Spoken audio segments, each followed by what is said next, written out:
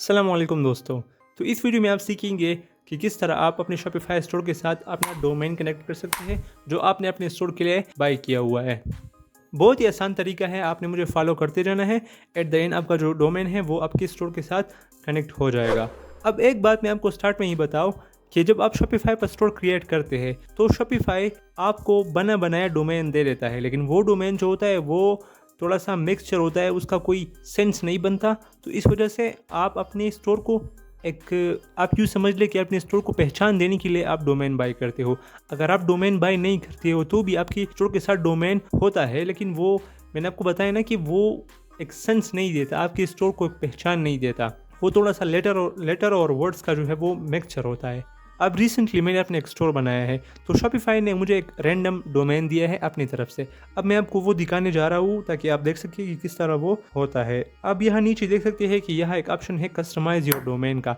यहाँ से आप कस्टमाइज़ भी कर सकते हैं, लेकिन पहले मैं आपको बताऊँ कि मेरा जो डोमेन है जो शॉपिफाई ने मुझे दिया है वो किस तरह दिखता है। तो यहाँ बीच में आप देख सकते हैं ये AHGYX ये मेरा डोमेन है जो शॉपिफाई ने मुझे दिया है। तो अब अगर आप इसको देखें तो इसको अगर मैं यूज़ करूँ तो मुझे बहुत मुश्किल होगी कि मैं अपने स्टोर को विजिट कराऊँ कस्टमर्स का। ये मेरे स्टोर को एक पहचान नहीं दे सकता।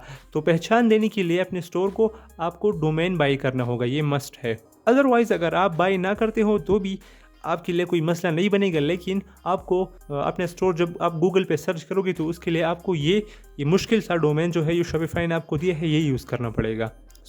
अगर आपके साथ बजट नहीं है तो आप इसके साथ चलो।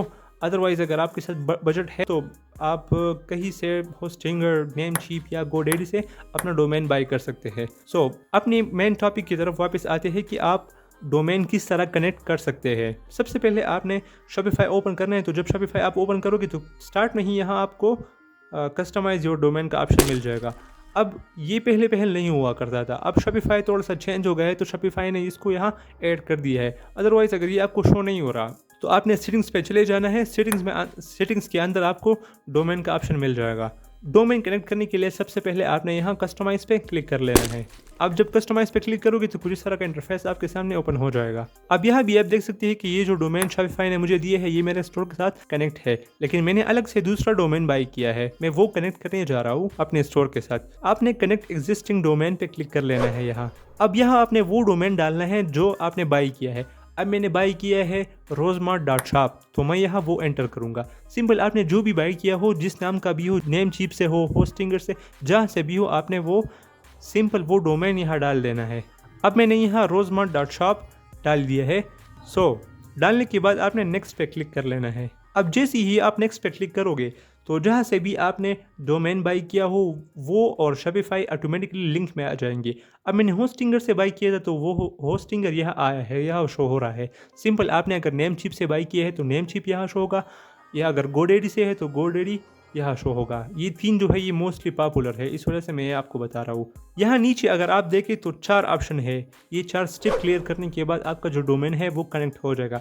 वन बाय वन इसको क्लियर करते हैं। जो सबसे पहला ऑप्शन है वो है logging to Hostinger and open DNS management for rosemart.shop। आपने ऐसा करना है कि होस्टिंगर को लॉगिंग करना है, या अगर आपने नेमचीप या गोडेडी से बाय किया है तो वो आपने ओपन करना है। सिंपल आप यहाँ से लॉगिंग पर क्लिक करके, या यहाँ एक लिंक जैसा है DNS मैनेजमेंट, आपने इस पर क्लिक कर लेना है। तो इससे भी आपकी डोमेन का जो DNS मैनेजमेंट है वो ओपन हो जाएगा। तो आपने लॉगिंग पे या डायरेक्टली इस DNS मैनेजमेंट पे क्लिक कर लेना है। तो मैं DNS मैनेजमेंट से जाऊंगा, मैं इस पर क्लिक करूंगा। अब DNS मैनेजमेंट पे क्लिक करने के बाद आपका जो डोमेन पोर्टफोलियो है वो ओपन हो जाएगा। अब यहाँ मेरा डोमेन शो हो रहा है जो मैंने बाय किया है rosemart.shop। अब आपने जो स्टेप अगला करना है वो ये है कि यहाँ मैनेज पे आपने क्लिक कर लेना है। अब आपके साथ कुछ इस तरह का इंटरफेस ओपन हो जाएगा। अब अगर आपको ये येलो कलर का ऑप्शन डिस्टर्ब कर रहा है तो ये आपको शो नहीं होगा। ये इस वजह से शो हो रहा है कि मैंने जो डोमेन बाय किया था वो 1 साल के लिए था और उसका जो टाइम है अब वो अब पूरा होने जा रहा है, तो उसमें 17 दिन रह गए हैं। तो एक नोटिफिकेशन मुझे आया कि आप इसको रिन्यू करें। आपने इसको इग्नोर करना है। ओके, अब यहाँ सेकंड वाला ऑप्शन है DNS नेम सर्विस, आपने इस पे आना है। अब आपने थोड़ा सा नीचे स्क्रॉल करना है। अब नीचे स्क्रॉल करने के बाद आपने होस्टिंगर को यहाँ छोड़ देना है और वापस शॉपिफाई पे आपने जाना है। अब यहाँ आपने थोड़ा सा फोकस करना है, यहाँ थोड़ा सा कॉम्प्लिकेटेड है। ओके, अब सेकंड वाला ऑप्शन जो है ये आपने नोट करना है। यहाँ टाइप के नीचे क्या लिखा है, TXT, आपने ये TXT याद रखना है। अब ये सेकंड वाला जो पोर्शन है इसके लास्ट में ये जो नीचे अपडेट 2 के नीचे जो भी लिखा है आपने इसको कॉपी कर देना है। ओके, एक दफ़ा फिर मैं आपको बता दूं, आपने TXT याद रखना है और अपडेट 2 के नीचे जो भी है आपने इसको कॉपी कर लेना है। अब आपने होस्टिंगर पर दोबारा से जाना है एंड अब मैंने आपको कहा था कि आपने TXT याद रखना है। आपने नीचे आना है और यहाँ इन चीज़ों में आपने TXT ढूंढना है, तो इसमें आपको TXT नहीं मिलेगा।